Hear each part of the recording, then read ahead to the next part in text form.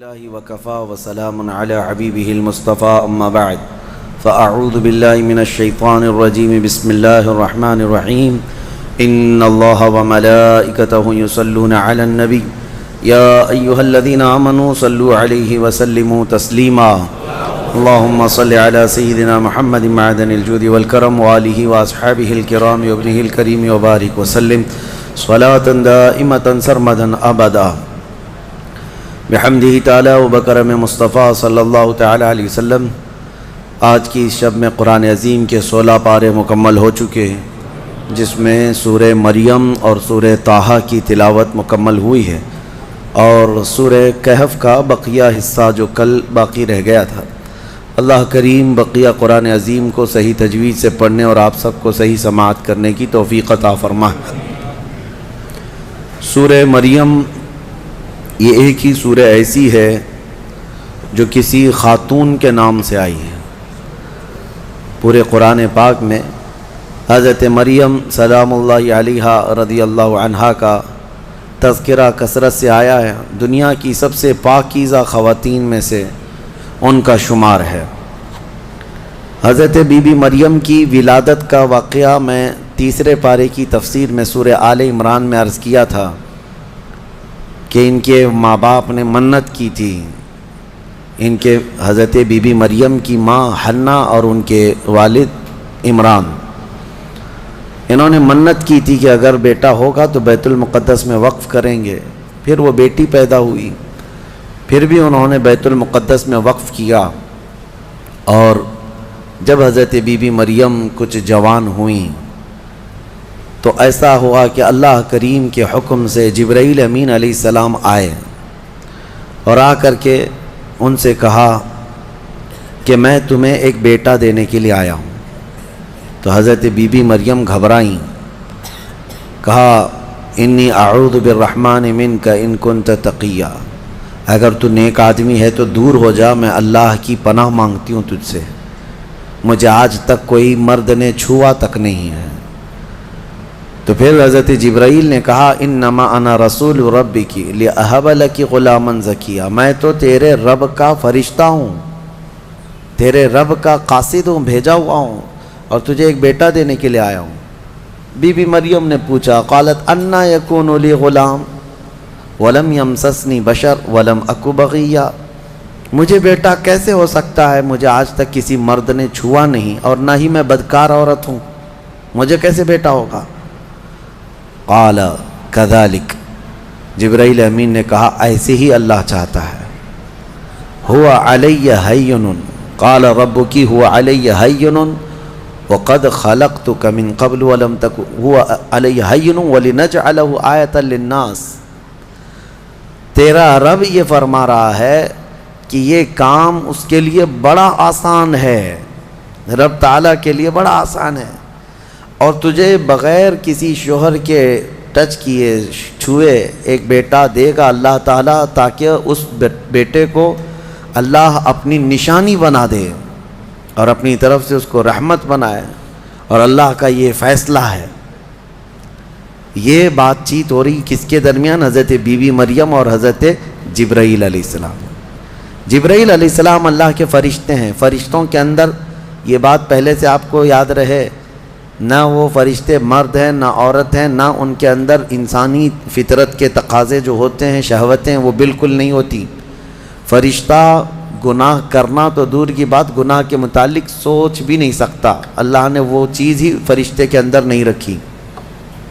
فرشتوں کے اندر شہوت کا مادہ ہے ہی نہیں، خواہشات نفسانیہ بالکل نہیں، نفس ان کے اندر نہیں ہے۔ جبرائیل امین علیہ السلام جب ان کا اور حضرت بی بی مریم کا جو یہ کنورسیشن ہے، اس کو قرآن پاک میں بیان فرمایا رب تعالیٰ نے۔ اب اس کے بعد اچانک ہوا یہ فَحَمَلَتْهُ فَانْتَبَذَتْ بِهِ مَكَانًا قَصِيًّا، اچانک بی بی مریم حضرت جبرائیل امین کے پھونک مارنے سے حاملہ ہو گئی۔ صرف انہوں نے پھونک مارا، کون؟ جبرائیل امین علیہ السلام، پھونک مارا تو حضرت بی بی مریم کیا ہوئیں؟ حاملہ ہو گئی۔ اور جیسی وہ حاملہ ہوئیں تو ان کو خوف ہوا کہ اب قوم کیا کہے گی، تو وہ ایک آبادی سے بہت دور چلی گئیں، جہاں کوئی نہ دیکھتا ہو، اور وہ ایک گھنی باغیچے کے جو کھجوروں کے درخت وہاں پر تھے، اس باغیچے میں چلی گئیں۔ یہ ایسا نہیں ہے کہ یہ حمل 9 مہینے کا تھا، بلکہ یوں حمل ہوا اور پھر بچے کی ولادت بھی، زیادہ دن تک کا یہ حمل نہیں تھا۔ بہرحال جب حضرت بی بی مریم بچے کی ولادت کے آثار نظر آنے لگ گئے، قریب ایک باغیچے میں گئیں۔ وہاں کا تذکرہ بھی رب تعالیٰ فرماتا ہے فَأَجَاءَهَا الْمَخَاضُ إِلَى جِذْعِ النَّخْلَةِ، ایک کھجور کے درخت کی جڑ کو پکڑ کر کے وہ بیٹھی رہیں، اور پھر اس کے نیچے سے وہاں سے آواز دینے لگی اپنے رب کو کہ مولا میری حفاظت فرما۔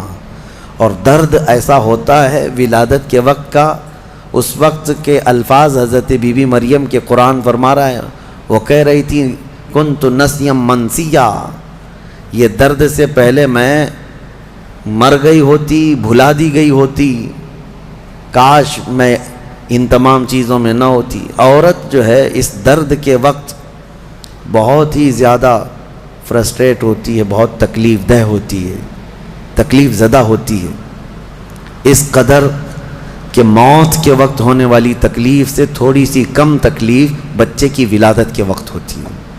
ایک عورت کو یہ آسان چیز نہیں ہے، اس کی تقریباً 40 کے قریب ہڈیوں سے تو روح نکل چکی ہوتی ہے عورت کے جسم سے جب بچے کی ولادت کا وقت قریب آتا ہے، اور وہ موت کے منہ میں جا کر کے واپس آنا یہ معمولی بات نہیں۔ اسی لیے اللہ تعالیٰ نے قرآن میں اس کا ذکر فرمایا، وہ حمل یعنی عورت جو ہے حملہ وفصالہ 30 شہر، یہ آیت ہے، اس میں اللہ تعالیٰ فرماتا ہے ووضعتہ کرہا، جب وہ بچے کو جنم دیتی ہے تو بڑی تکلیف کے ساتھ دیتی ہے۔ حضرت بی بی مریم کا بھی جب وہ وقت آیا تو وہ درخت کی جڑ کو پکڑ کر کے آواز دینے لگیں کاش میں اس درد سے پہلے ختم ہو چکی ہوتی، بھلا دی گئی ہوتی۔ تو رب تعالیٰ کی طرف سے آواز آئی اللہ تحزنی وقد جعل ربکی سریا، گھبرا مت اے مریم، تیرا رب تیرے لیے آسانیاں پیدا فرمائے گا، آسانیاں پیدا فرمائے گا۔ اس درخت کو ہلاؤ، پکی کھجوریں گریں گی تم پر۔ حضرت اللہ کی طرف سے حضرت بی بی مریم کو جو پیغامات آ رہے تھے یہ کیا تھے، یہاں پر بھی میں بتا دوں۔ اللہ تعالیٰ اپنے بندوں کو جو پیغامات دیتا ہے اس کے 3 طریقے، ایک وحی ہے جو نبیوں کو دی جاتی ہے، یعنی وہ وحی ہے، اس کو وحی کہتے ہیں، جو اللہ تعالیٰ کا پیغام نبی کو آئے۔ وحی کے بھی کئی طریقے ہیں، ڈائریکٹ اللہ تعالیٰ سے وہ کلام کر لیں یا کسی فرشتے کے ذریعے سے کر لیں، جیسے جبرائیل امین علیہ السلام جو لے کر کے آتے تھے اور نبیوں کو پہنچاتے تھے، یہ بھی کیا ہے، اس کو کیا کہتے ہیں، وحی، وحی ہے۔ اور اللہ کے ولیوں کو جو پیغامات اللہ کی طرف سے ملتے ہیں، اس میں فرشتہ تو نہیں آتا، لیکن اللہ تعالیٰ ان کو کچھ باتوں کی ہدایت دل میں ڈالتا ہے یا ان کے ذہن میں، دماغ میں وہ چیزیں اچانک اترتی ہیں، اس کو کہتے ہیں الہام۔ یہ وحی نہیں ہے، یہ کیا ہے، الہام۔ اور عام مومنین کے دلوں میں بھی اللہ ہدایت ڈالتا ہے، آپ کو خود بھی کچھ چیزیں سمجھ میں آ جاتی ہیں، یہ صحیح ہے یہ غلط ہے، یہ اللہ کی طرف سے دی ہوئی ہدایت ہے، اس کو القاء کہتے ہیں۔ ہے اللہ کی دی ہوئی ہدایت، لیکن اگر وہ نبی کو ہو تو وحی ہے، ولی کو ہو تو الہام ہے، عام مومنین کو ہو تو القاء ہے۔ اور کچھ کافروں کو بھی ہوتی ہے، کافروں کو جو چیزیں معلوم ہوتی ہیں اس کو استدراج کہتے ہیں، یعنی وہ بھی کچھ چیزیں معلوم کر لیتا ہے۔ بہرحال یہ ایک الگ بحث ہے۔ حضرت بی بی مریم کو یہ الہام اللہ کی طرف سے تھا۔ اللہ تبارک و تعالیٰ نے ان کو فرمایا کہ درخت کی یہ جڑ کو ہلاؤ، پکی کھجوریں گریں گی۔ کھجوریں گریں تو اللہ کا حکم ہوا فکلی وشربی وقری عینا، کھاؤ پیو اور اپنی آنکھیں ٹھنڈی کرو۔ درد زہ اس کو کہتے ہیں، بچے کی ولادت کے وقت ہونے والا درد۔ قرآن کے اعتبار سے اس درد کے وقت عورت کو کھجور کھانا چاہیے، کھجور سے افاقہ ہوگا، کیونکہ قرآن میں اللہ نے بی بی مریم کو یہ عطا فرمایا۔ وہ کھجوریں کھائیں اور اس کے بعد اب جو حکم تھا اللہ کا وہ کیا تھا، فَإِمَّا تَرَيِنَّ مِنَ الْبَشَرِ أَحَدًا فقولی انی نذرت للرحمن صوما، اگر کوئی آدمی تجھے نظر آ گیا بچہ ہونے کے بعد، بچے کو دیکھ کر کے کوئی بھی اگر تم کو نظر آیا تو بات مت کرنا کسی سے۔ اس وقت چپ کا روزہ ہوتا تھا، یعنی خاموشی کا روزہ، ہماری شریعت میں نہیں ہے لیکن پہلے کی شریعت میں چپ رہنے کا روزہ بھی ہوتا تھا، یعنی وہ جو ٹائم ہے اتنے ٹائم تک کسی سے بات نہیں کریں، یہ ہونا چاہیے، لیکن ہماری شریعت میں نہیں ہے۔ کاش یہ روزہ عورتوں پر ہو جاتا، بہت سارے لوگ محفوظ ہو جاتے ہیں۔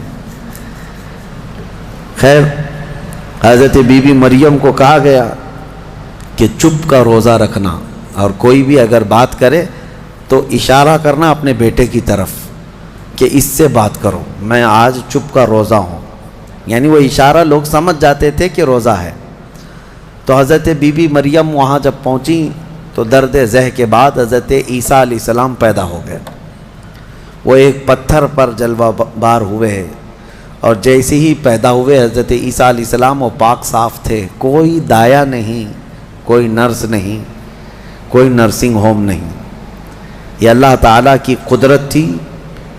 ایک صحیح سلامت بیٹا، اور وہ بھی اللہ کی نشانی بنانی تھی بغیر باپ کے۔ حضرت عیسیٰ علیہ السلام پیدا ہوئے اور حضرت بی بی مریم اپنے بیٹے کو اٹھائیں اور لے کر کے چل پڑیں ایک ہی دن میں، جس کو کہتے ہیں زچہ عورت، یعنی جس کا بچہ ہوا ہوتا ہے وہ عورت کمزور ہو جاتی ہے، لیکن حضرت بی بی مریم اپنے بیٹے کو اٹھائیں اور چل پڑیں۔ جیسے ہی وہ بستی کی طرف آنے لگی، ان کی گود میں بچہ تھا، لوگوں کی نظر پڑ گئی، کوئی ادھر ادھر چیمی گوئیاں شروع ہو گئیں، باتیں کانا پوسی، لوگ جمع ہوئے اور پوچھنے لگے، یا اخت ہارون ما کان ابوک امرأ سوء وما کانت امک بغیہ، اے مریم تو تو بڑی پاک خاتون ہے، اخت ہارون کہا جاتا تھا پاک عورت کو، تو بالکل ہارون کی بہن کی طرح ہے، تو نے یہ کیسے کر لیا؟ نہ تیرا باپ بدماش تھا، نہ تیری ماں بری تھی، یہ کہاں سے آ گیا تیرے اندر بچہ؟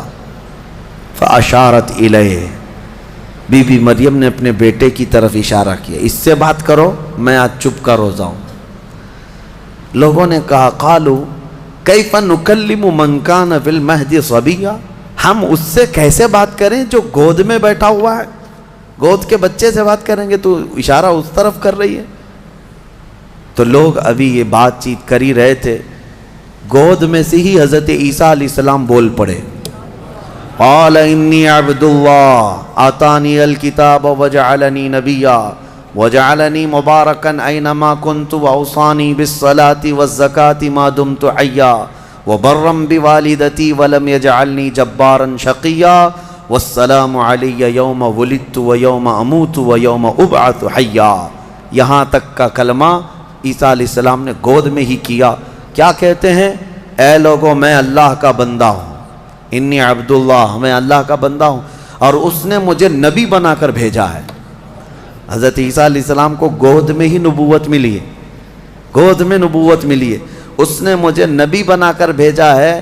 صرف نبی نہیں، وجعلنی مبارکا، اور مجھے برکت والا بنا کر بھیجا ہے، اور پھر مجھے اللہ نے یہ حکم دیا ہے میں جہاں کہیں پر بھی رہوں نماز قائم کروں، زکوٰۃ دیتا رہوں، جب تک میں زندہ رہوں نماز قائم کرتا رہوں اور زکوٰۃ دیتا رہوں، ان کی امت کی اور ان کی شریعت کی جو نماز رہی۔ اور پھر اللہ نے مجھے حکم دیا ہے کہ میں میری ماں کا فرما بردار رہوں اور اس کا نافرمان نہ رہوں۔ اور پھر آخری والا جملہ تو بہت امپورٹنٹ ہے ہم سنیوں کے لیے، جو عیسیٰ علیہ السلام نے کیا۔ عیسیٰ علیہ السلام کی ولادت کا دن، جیسے کہ آج پوری دنیا میں کرسچن بھی مناتے ہیں 25 دسمبر کو، کرسمس جو مناتے ہیں، الگ الگ روایتیں، واللہ عالم جو بھی ان کی پیدائش کا دن رہا، لیکن عیسیٰ علیہ السلام کا یہ جملہ بڑا امپورٹنٹ ہے۔ آخر میں اپنی گود میں انہوں نے کیا کہا؟ والسلام علی یوم ولدت ویوم اموت ویوم ابعث حیا، کہتے ہیں مجھ پر اللہ کی سلامتی ہو جس دن میں پیدا ہوا، جس دن میں پیدا ہوا، اور جس دن میں انتقال کروں گا، اور جس دن میں اٹھایا جاؤں گا، وہ سب ان سب دنوں پر اللہ کی سلامتی ہو۔ عیسیٰ علیہ السلام جس دن پیدا ہوئے وہ سلامتی والا دن ہے، تو 12 ربیع الاول کیوں نہ سلامتی والا دن؟ میرے آقا صلی اللہ علیہ وسلم جس دن پیدا ہوئے کیا وہ سلامتی والا دن نہیں ہے؟ اور ایک نبی خود اپنی ولادت کے دن سلام بھیج رہے ہیں اور یہاں کروڑوں امتی اپنے نبی کے پیدائش کے دن سلامتی بھیجیں تو یقیناً یہ قرآن کے حکم کے مطابق ہے۔ بہرحال یہاں تک بات ہوئی، اب چپ ہو جانا چاہیے۔ بچے کی زبان سے جب یہ باتیں سن لی، یہ معجزہ نہیں تو اور کیا ہے؟ اس کے بعد عیسیٰ علیہ السلام ایسا نہیں کہ گود میں ہی بولتے تھے، بس اتنا بولے اور خاموش ہو گئے۔ پھر جب بولنے کی عمر آئی بچوں کی تب آپ پھر بولنے لگے۔